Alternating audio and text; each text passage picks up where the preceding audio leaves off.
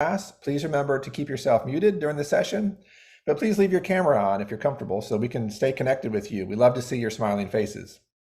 If you have a clarifying question that you'd like to ask while Ray is speaking, please let us know in the chat, and we'll do our best to help call these questions to his attention. We'll also have time at the end to take some more questions directly from Ray at the second part of our hour.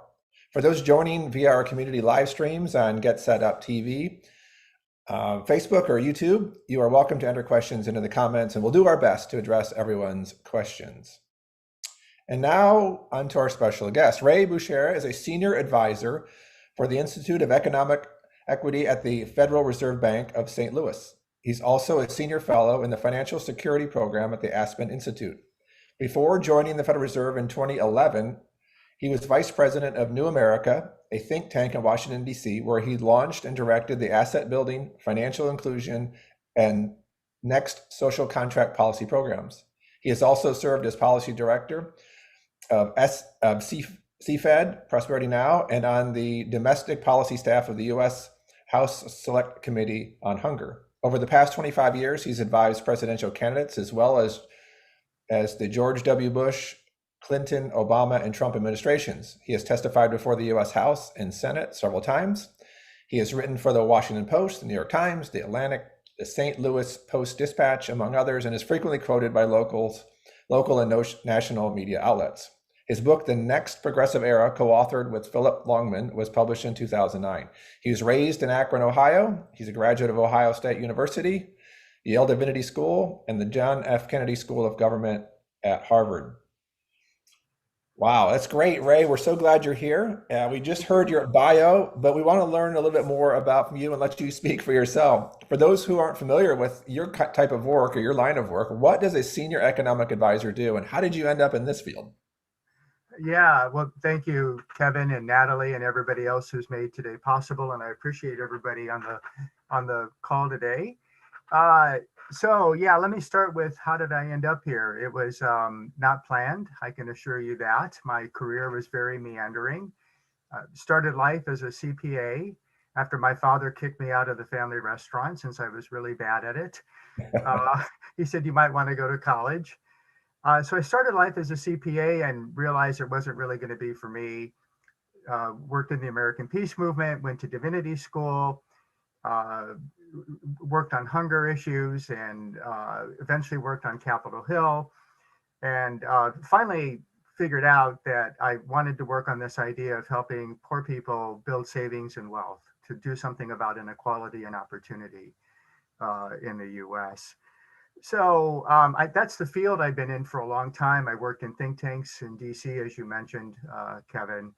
But the reason I'm in St. Louis and the reason I'm working at the Fed is because my wife got a job at Washington University here in St. Louis. And so I followed her here, and kids in tow. I've been here about 10 years. And then the Fed called me and said, would you like to work for the Fed to do this think tank work you've been doing? And I told them no.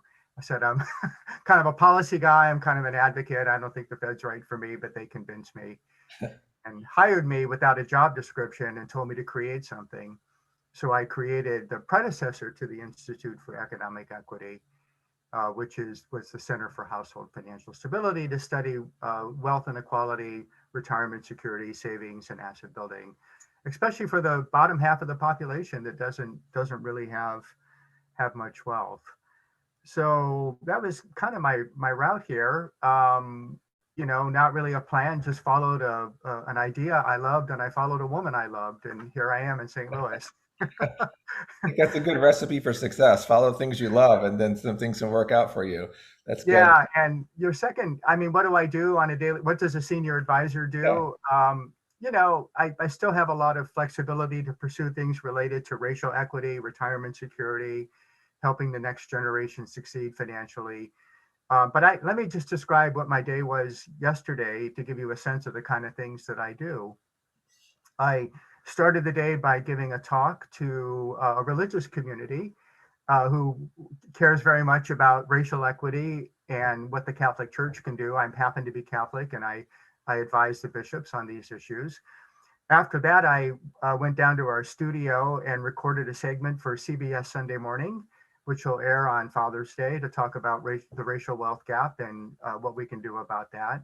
And then I participated in a call to help set up savings accounts at birth for all kids automatically, so that every kid has a chance to go to college and have true equal opportunity.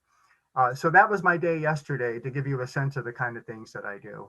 Sounds very diverse, and you get to do a lot of things, which is probably a lot of Yeah, fun. Right? it's a And lot of fun.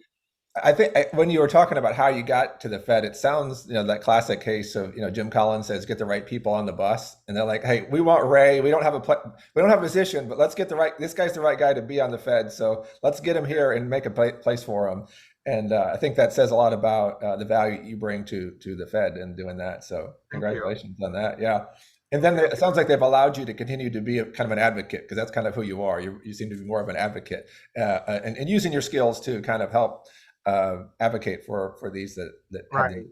Yeah, awesome. I, That's good. I think that's, I mean, I think you have to be careful when you work at the Fed, but I've been able to go right up to the line there and inform policy. And, they let me testify before Congress. I have meetings at the White House periodically. I just can't advocate for specific policies, Right. even though I can inform those policies. Yes. Right. Yeah. Exactly. Well, I mean, your experience and your has gotten you to the table of some really important conversations with past presidential administrations and Congress, Mhm. to help with some key economic decisions. Do you have any stories that stand out, or anything you're super proud of, or any special behind the scenes anecdotes you can share with us? That's fine. Um, yeah, probably my one of my proudest accomplishments was back in 1998. So I was just starting to work on the Hill, and this professor here in St. Louis, it turns out, had come up with this idea that poor people need savings and assets too, not just wealthy people. And but poverty policy in the U.S. said if you're poor, you can't save and build wealth. You will go kicked off of public assistance. You don't get the tax breaks. So this professor had this idea that let poor people have savings and assets. Well, I took his idea, I turned it into legislation that basically said if you save for a first home, a college education, or a small business or retirement, we're going to match that savings if you're low income, and then that'll help you build wealth. So I drafted the bill, managed the campaign to get it through Congress, and then had the good fortune of being in the Oval Office with President Clinton when it was signed into law back in 1998. And I was in the Oval Office with Senator Ted Kennedy at the time, which was a real honor. And so that was a proud moment to see a bill through and see it signed into law. The memorable thing about it, though, President Clinton had literally just come from a Middle East peace talk between Netanyahu and Yasser Arafat, and he leaned against the desk and basically told us the whole story of that negotiation, and said very little about the bill that we had just passed. So, we're awestruck listening to a sitting president talk about a peace process, and we're just a bunch of domestic policy wonks who don't really follow the Middle East very closely. So that was really a lot of fun. Yeah, that's good. I'm sure you've got lots of great stories and memories from that. Yeah. Um, as the senior advisor to the for Economic Equity, you focus especially on wealth inequality in America. We've obviously seen that. That's been brought more to our attention lately in many ways. What has Mhm. your research shown about this overall trend in wealth inequality in the U.S.? What do you? I mean, that's a big question. I know it's loaded, and I know there's a lot of elements to this, right? Everyone Yeah. wants the simple answer. Everybody wants one factor, but it's so many factors, right? I know that. So, Well, uh, yeah, no, it's a great question. And, there's a lot we could talk about. Let me start with the big picture here. Not surprisingly to anybody who watches the news or reads the newspapers, inequality has gotten much worse in the last 30 years. So there's income inequality, and then there's wealth inequality. Our focus is on wealth inequality. And by that, I mean your savings, your assets, less your debts, the things you own, right? Less the things you owe. And if you look at the concentration of wealth, it's far greater than the concentration of income in this country. So here are the trends. In the last 30 years, the top 1% I'm sorry, the top 10% of the population uh, went from having 67% of the nation's wealth to having 76. So from 2/3 to about 3/4. That's a huge increase in 30 years. Everybody else lost wealth. So people who are in the next 40%, okay, basically people whose net worth is just under $1 million, their share of the nation's wealth went down from 30% to 22%. And the entire bottom half of the population saw their share of the nation's wealth go from 3% 30 years ago down to 1% today. So only the people in the top 10% are actually getting wealthier. And it's actually even a smaller percentage of that, the top 1%, that is getting extremely wealthy. So that's the overall trend. The other thing that I would point out is, well, if you break it down demographically, who's building wealth and who's not. And we found that the four strongest predictors of who's building wealth and who's not are first, kind of your age and your birth year. So younger generations are losing wealth relative to their parents at the same age, whereas older generations, while there's certainly a lot of poverty and food insecurity among older Americans, for the most part have built tons of wealth. Secondly, better educated people have built their wealth. So only college educated people and above have seen their wealth grow. The wealth of everybody else has shrunk who doesn't have a college degree. Third, women, they continue to have, depending on the estimates, anywhere from 1/3 to half the amount of wealth that men have. And then finally, people of color, have anywhere from 12 cents to 20 cents on the dollar for every $1 held by whites. And so, about the upper third of the nation using those demographic factors is building a lot of wealth, and everybody else is either flatlining or losing wealth. Right. And um, so that's a good overview of it. I mean, how do you get to that? How do you deal with that, right? I mean, how do you address some of those things? I'm jumping around a little bit here, but I want to dig into what you've kind of said to stay on context a little bit there. When you see this separation, right? I mean, like we used to have like a upper class, middle class, lower class. We had a class system, and back in the day, that's kind of like evaporating, right? That's just kind of like there's the super wealthy, and then there's the bottom half, and that other category, that middle ground, is disappearing, right? That's kind of evaporating. Getting squeezed. Yeah, That's it's getting right. squeezed, right? Uh-huh.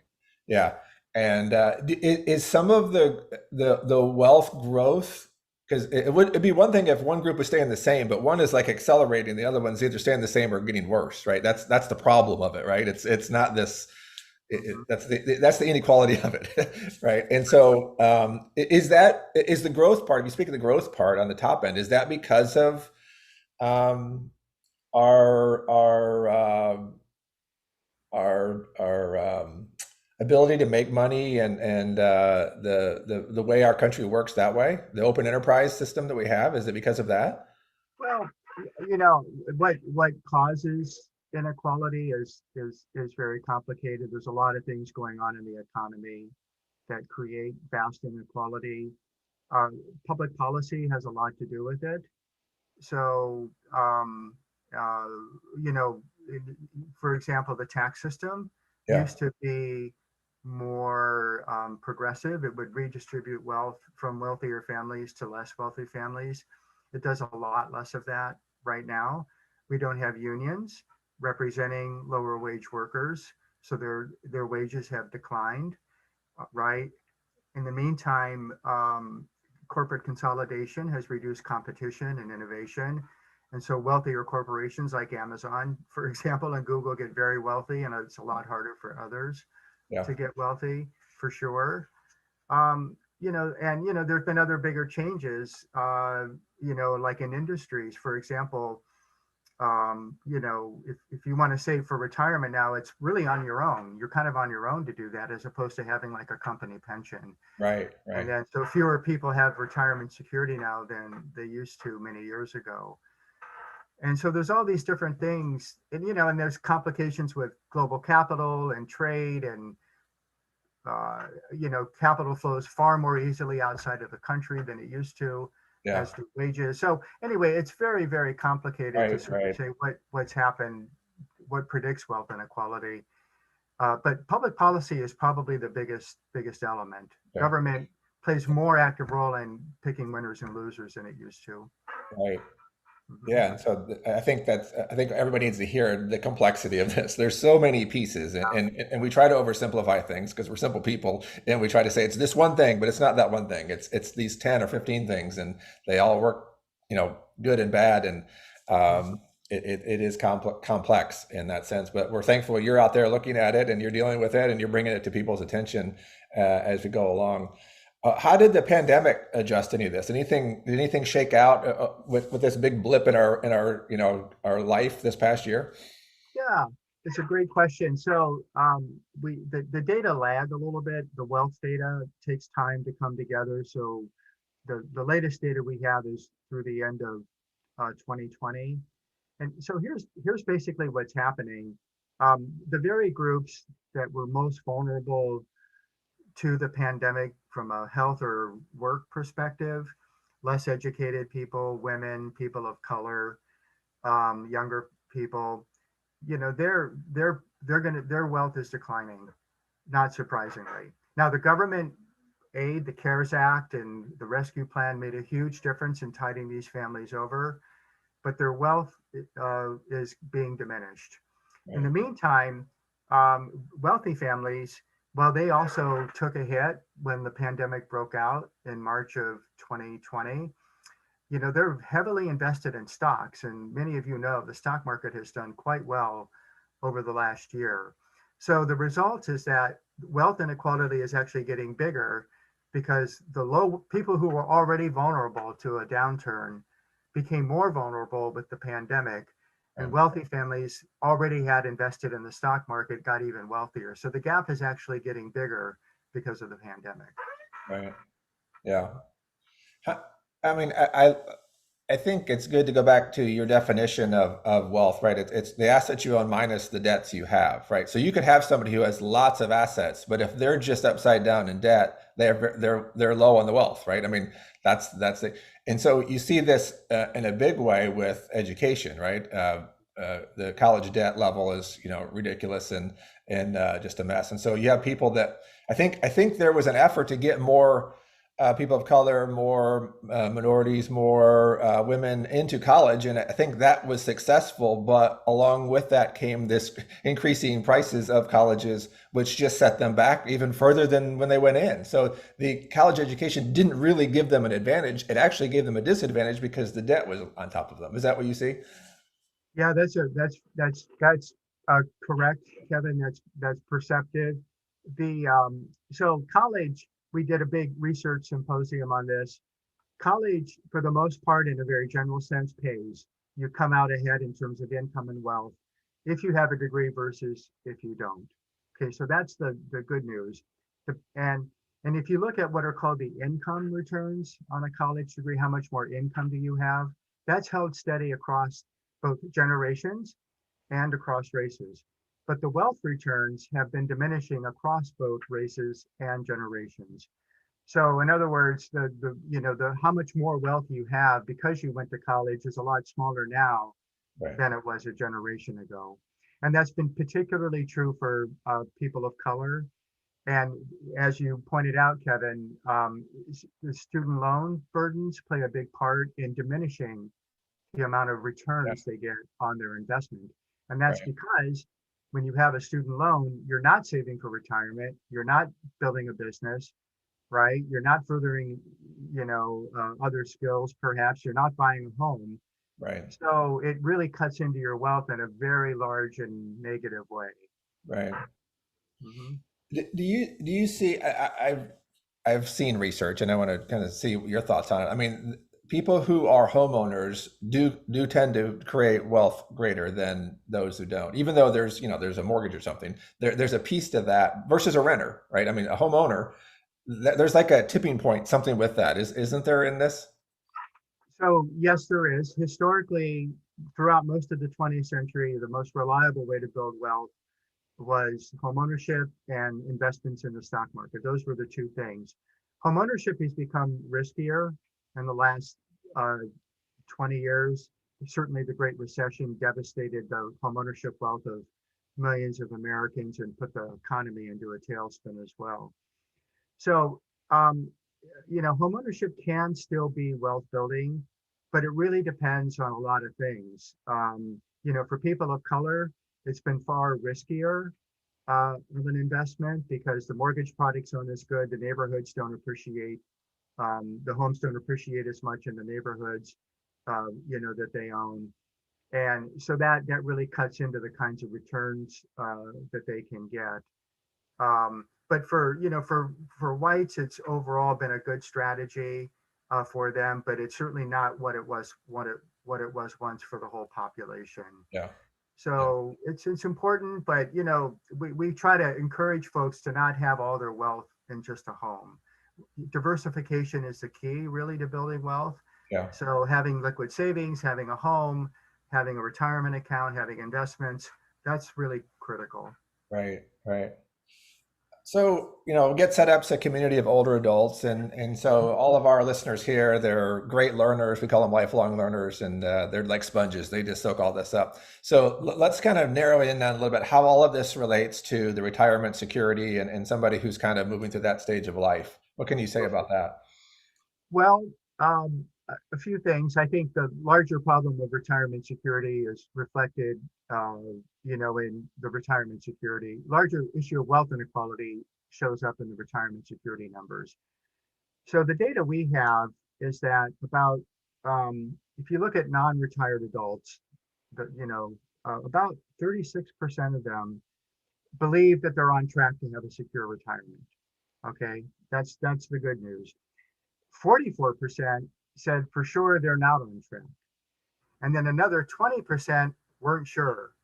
Now, if you combine the people who aren't sure, that concerns me, with the people who are sure they're not on track, you're talking about 64% of the population, probably or for sure not prepared for retirement. So once again, you have about a third of the population, that is kind of doing everything right and they feel good about it. And so, that's very, very concerning. And the very people who I talked about earlier, not building wealth, younger, less educated, people of color, women, their retirement security balances are far lower than somebody who's white, college educated, and older.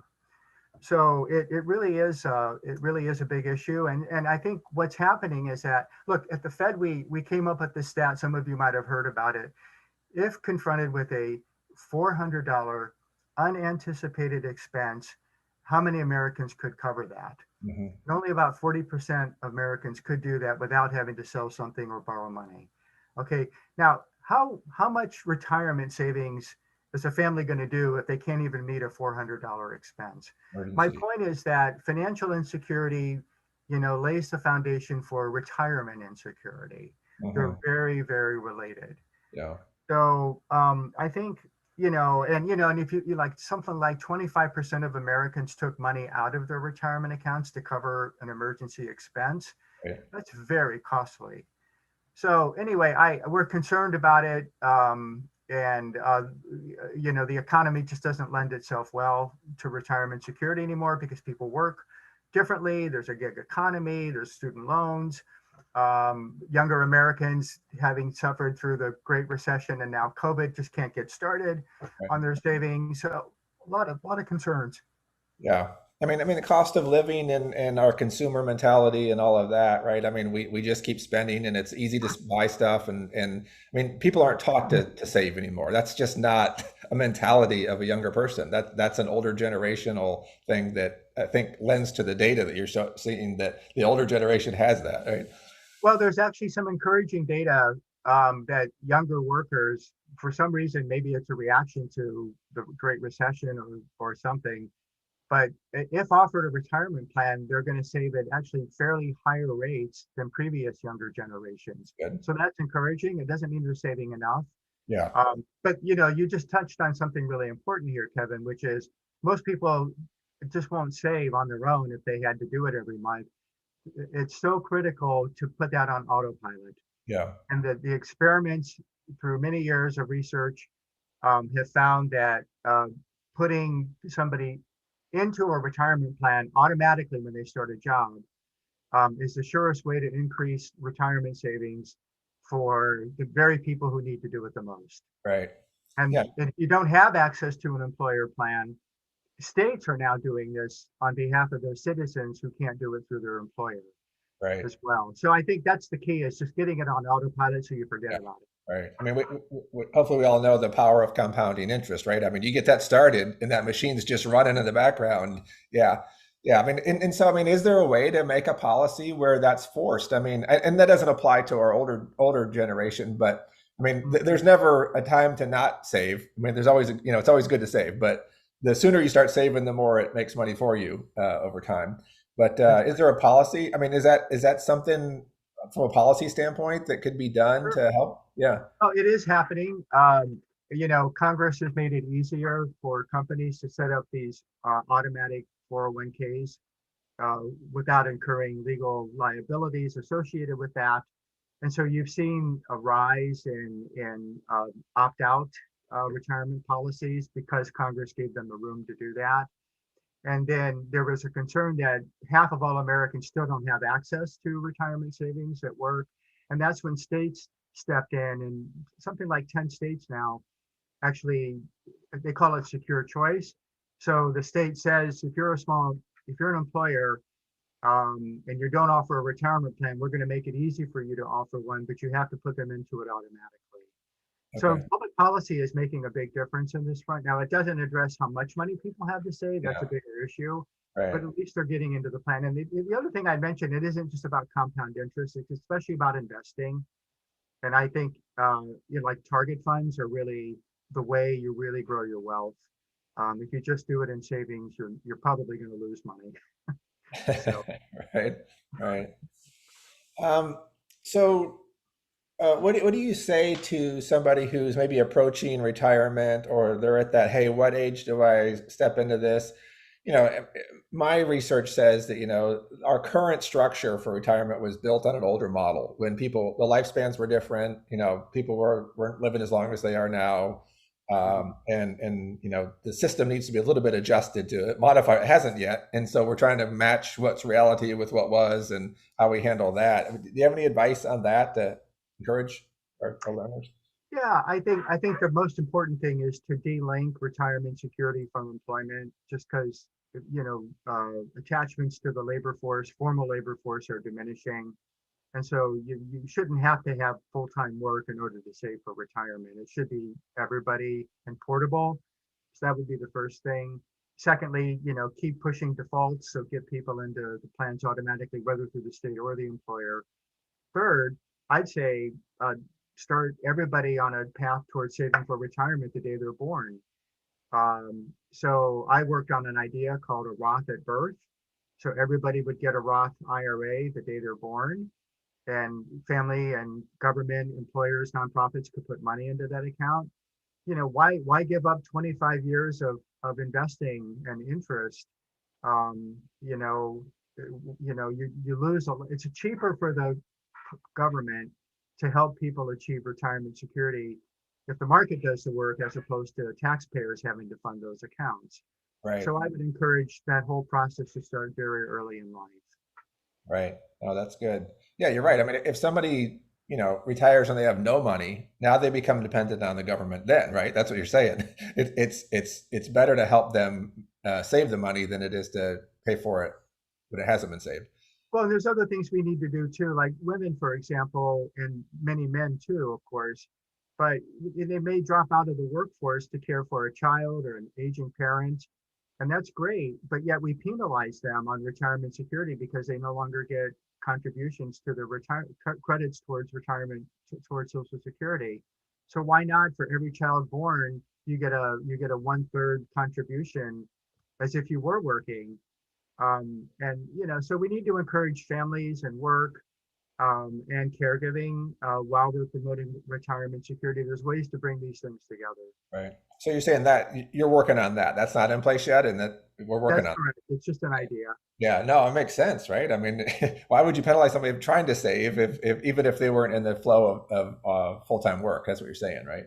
Well, it explains this reason we have this gender wealth gap is because more women than men take time off to care for uh, dependent members of their families, and they can't save and build wealth, and we shouldn't penalize them. As a matter of Right, fact, I think you all have seen that birth rates have declined 5 years in a row now, and it's a very concerning trend for our social contract, for right, productivity, all kinds of things, and we're not the only country suffering that. right, So we don't need we need to encourage more babies. We need to have policies that make it family friendly for parents that want to start a family to do so, make it economically feasible for them to do so. We don't really do that right now in this yeah. country. And I'm wondering, you look at some of the data that's come out because of COVID and people working remotely, right? Like 40% of the workforce does not want to go back to an office, and they won't. And so they're going to say, I'm not going to go work for a company like that anymore. Unless the company adjusts, I'm not going to do it. And they could end up being more, independent or contractors or stuff like that, which doesn't play into the system as well, right? And I think some of your ideas, if you could get those proved and passed, that kind of helps this, right? I Right. mean, that's going to make it worse even than, and it's going to add on to the problem of a low birth rate too, right? Is we're going to have less people working for companies. That's right. That's right. Yeah, Yes. Hmm. right. So it's really, I mean, I like to make things simple. I told you, I know things aren't that simple, but I like to make things. So really, it part of what you kind of probably wrestle with in your role at the Fed is that how do you redistribute this money, this wealth, so that it meets the needs of people at the right times in their life. Really, that's really kind of what it is, right? And you've got generational things, and you've got True. life stage things like that, and that's tricky. And it's such a big ship to turn at this point, right? It's an enormous thing that's been in place and moving, and how do you change that when things are so different now? Well, there's a guy at the American Enterprise Institute named Scott Winship who is saying uh, we have wealth later in life when we really need it earlier in life. And could we borrow against our future selves to pay for our current selves? So, do you really want to be burdened with a mortgage and a student loan when you're trying to raise a family? Right, So, the idea is to shift some of those resources to earlier in life so you can have a family and have security. And it's an intriguing idea. We have the timing off a little bit to right. your point. Are there any other countries that have kind of solved any of these things that you find interesting? Oh boy. Yes, uh, they have. Uh, gosh. So the UK has done a great job with retirement security. They have a pension scheme that's mandatory for everybody in the country. If you don't get it at the workplace, you have to get it through through the government. They require a certain amount of savings. They require matches. They require certain investments, and it's made a huge difference in boosting retirement security in the UK. So that's important. The best systems are the ones that are mandatory. There's no option. So I think that's a good example, the UK. But more broadly speaking, I think other countries have dealt with inequality better than we have. And I think that's because we have a higher tolerance for inequality in this country. We we think that's good. It encourages entrepreneurship and creativity and risk taking, and it does. And you get the rewards for doing that. But we seem to tolerate a lot more of that inequality than other countries. So most European countries also generate a lot of inequality, but they have a very strong safety net to blunt the harsh effects of that. So they tame it through taxation and a safety net, and it's expensive, but more people are more financially secure. So the one way to say it is that this country requires us to have more private wealth in order to have financial and retirement security than other countries where the state provides a little bit more of that security than people having to accumulate so much private wealth. So I think the real lesson there is if we had a stronger safety net, we wouldn't have so many financially vulnerable Americans right now. Yeah. But and you're saying build safety nets for the individual with their own assets, really? I mean, really, not so much taken from somebody else. I mean, because words have meaning, right? I mean, there's a way to force savings of your own money, and there's a way to tax people and give it to somebody else. There's a difference, right? Hmm. Yeah. Yeah, yeah. Oh, for sure, for sure. I mean, that's right. I mean, right. I mean, those are separate debates, but they're very related. And obviously, there's a big discussion about tax policy. We've been cutting taxes for a good 30 years now. And of course, President Biden seems interested in trying to raise some of those at the corporate and the individual level to pay for the very safety nets that I and others I think are important. Um, so, it's we have too many investments I think we need to make in this country in families and communities, while corporations and quite a few individuals are doing very well. Right. So I think Yeah. we're out of balance. And Right. that Right. happens historically, Kevin.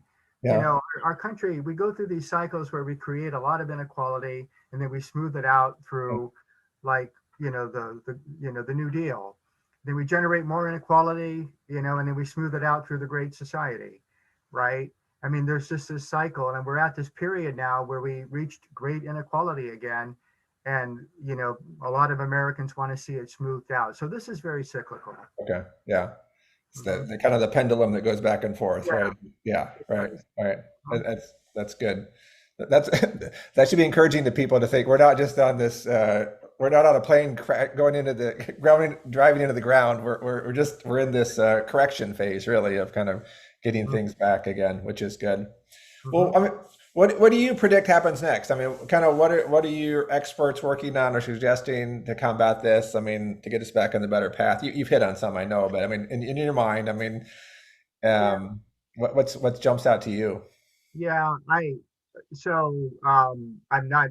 I work at the Fed. We don't really endorse policies or make political observations. But I do think that as I was just saying, I think the investments that the administration is making, which are supported by a wide swath of Americans, even if not by their party, by the Republican Party, are an indication that we have to make investments in technology and education early in life, later in life. Adding 2 years to free education at the beginning, for 3 and 4 year olds, and 2 years of free community college is really smart, I think. Uh, Investing in technologies that are going to make us less reliant on China, for example, is really smart. Yeah, Investing in the care infrastructure, as they call it, enables more families to have a family and to work, which I think is important.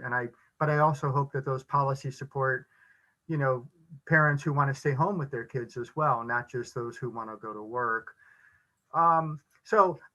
These big investments the pandemic relief was critical, and I think the investments that the administration wants to make in the American Families Plan, the American Jobs Plan are the right thing. But more importantly, they reflect a historical precedent that, we've underinvested for the last 30 years.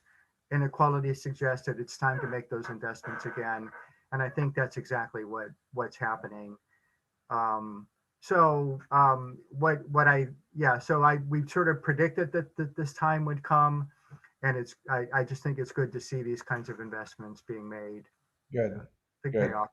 Hmm. Yeah. All right, let me share a couple questions, and if anybody has more questions, put them in chat, and I'll review them. We've got Susan's a volunteer at a faith-based nonprofit. She's trying to help people escape generational poverty. We know that's a problem, right? It just seems to keep going. How do you kind of break that poverty path? She said it's really difficult for an all-volunteer organization to tackle this. What types of public support can we access to help these efforts? Are you aware of anything? It probably depends on where she lives and all of that, but I mean, I think the government has. I mean, I think whatever pandemic relief was offered through the government, whether it was the CARES Act or the package, take full advantage of those. As complicated as it might be to access those funds, we haven't had this much infusion of funds from a federal government in a long time. Definitely do that for sure. Um, The generational poverty issue is really hard because it's an economic issue, it's a cultural issue. I think one of the things that we've learned though is that you know you might not solve this problem in 5 years, but if you make more investments in kids when they're younger, it's Yeah, going to have a bigger payoff when they're older. right, The research is so clear that early education, early nutrition, early assets, music, language, these have by far the biggest impact later in life. So reading to kids, music, good food, the data are so clear that you'll have far better opportunities later in life if you address those things early in life. So I think, keep working on those. Going back to an idea I talked about earlier, something else that's working is not just setting up retirement accounts at birth, but setting up a college savings account for every kid at birth. 7 states in the US right now automatically set up a 529 college savings account for every kid when they're born. And sometimes they put larger deposits in for lower income kids. And what those deposits do is says to the kid, we believe in you. right, You're going to college. right. We expect you to go to college. And it changes their mind. Yep. They develop a college bound identity. So I think it's not just about the money, it's about hope. Yeah. And these accounts are providing hope to kids. So there's people all over the country doing this, not just those 7 states. And so I would encourage Yeah. our listener to think about that too. That's good. Yeah, I Mhm. think you hit on another point that I'm big on too, is that especially when you think about government things, some of these problems are so big and they take so long to really, really see the result that by the, we have term limits now. So people go in, it takes a long time to get it approved, and then they start implementing it, and then somebody else comes in and starts something different, right? And it doesn't get a chance to really get enough traction to see its effect, because these are generational problems that have generational solutions. They're not overnight solutions. Well, the other thing I would point out is that the Kellogg Foundation, based in Michigan, has specifically adopted what's called a two-generational approach to poverty. And there's a lot of really good resources and data through that foundation if you want to think about it in terms of generation. Yeah, So the that's good. Kellogg Foundation is a great resource for that, That's and good. the Annie E. Casey Foundation. Mhm. Okay, good. Um, I think I'm understanding Linda's question here, and I may tailor it a little bit to be my own. Um, no, I'm sorry. Yeah, Linda's first question. When you try to help people, sometimes they self-sabotage. I don't have a easier way to say that, right? They may, they may start to take advantage of it, but then not do their part to kind of, right? They disqualify themselves in a way, right? That's a tough thing to do because you're trying to help the people that really want to get better and really make progress, not the people who want to take advantage of you. Sure. Is there anything you can say to that? Because that muddies up the water a lot on some of these issues, I find. Yeah. I mean, I think I think that is definitely true. People will they make a lot of mistakes. They hurt the very people that are trying to help them. Yeah. The one thing that I will note though is that I think the system is stacked against lower income people trying to survive financially. We have one of the most complex financial systems in the world. We expect people to navigate that on their own. Yeah. To know when to go to a bank versus a payday lender, for example. We also have a very weak safety net, so people are constantly trying to get by. As I mentioned earlier, 40% of Americans could not cover an unanticipated $400 expense. Yeah. And so, the complexity of the system combined with the lack of a real robust safety net, and family supports aren't what they are Right. what they were. Families are more diffused, and there's more out of wedlock births than there used to be. And so you don't have those networks of Yeah. family as Right. well. So I think while it is true people may sabotage themselves, we really put a lot on families to navigate a very complex and Right. expensive Right. economy, and Yeah. we have to offer more supports even if everybody doesn't take them up. Yeah. Right. Hmm. Right. You mentioned some of the states, I think, were doing these retirement options. Where could they find those? What's the best way that they could find those. Oh, the college savings or the retirement savings? I think the retirement one. Oh, yeah.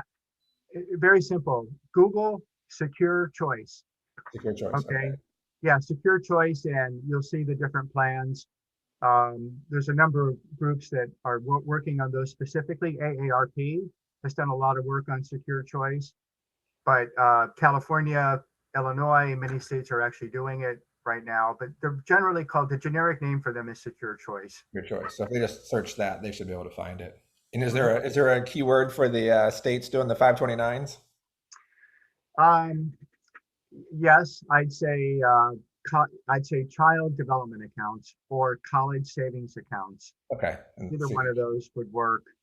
Uh, let me just give one. You can start by looking at Maine. Maine gives $500 to every kid, and they've been doing that for a number of years now. Great. That's great. Uh-huh. Good, good. Well, good. We're kind of nearing the end here of our time. Start wrapping some things up. Ray, thank you so much. This has been fascinating having you here with us today and learning about wealth inequality and what it means for older adults. It's really been a pleasure talking with you. Thank you. I appreciate everybody's time and the invitation. And if Good. you need to reach me, stlouisfed.org. A Yeah. lot of great resources there. And we have a list you can sign up for if you want to as well. Right. And Ray's on LinkedIn. You can find him there. We'll send out some of these links so you can get back in touch with Ray. We'll put them in chat. We'll send them up in the follow-up emails as well. Thank you to our audience also here in the front row and those on live stream communities. If you'd like a recording of this event, you can email our support team at help@getsetup.io. If you're new to Get Set Up, we're glad that you joined us today and you got a taste of what we do. We don't have Ray every day, but we have over 400 classes online every week, all designed for older adults, taught by older adults. These classes are free. We work with local governments and community and Medicare organizations who support their members with free classes. So we invite you to attend and invite your friends and family to join us as well. I also want to draw attention to some relevant classes on Get Set Up. If you like this event, one of our other classes might be for you. Look for the link to sign up in the chat here on Zoom or at getsetup.org. Remember, everyone who registered and attended today, they'll receive an email with the event. For this event, we'll receive a follow-up email with links and notes and ways to get in touch with classes and our guest speaker.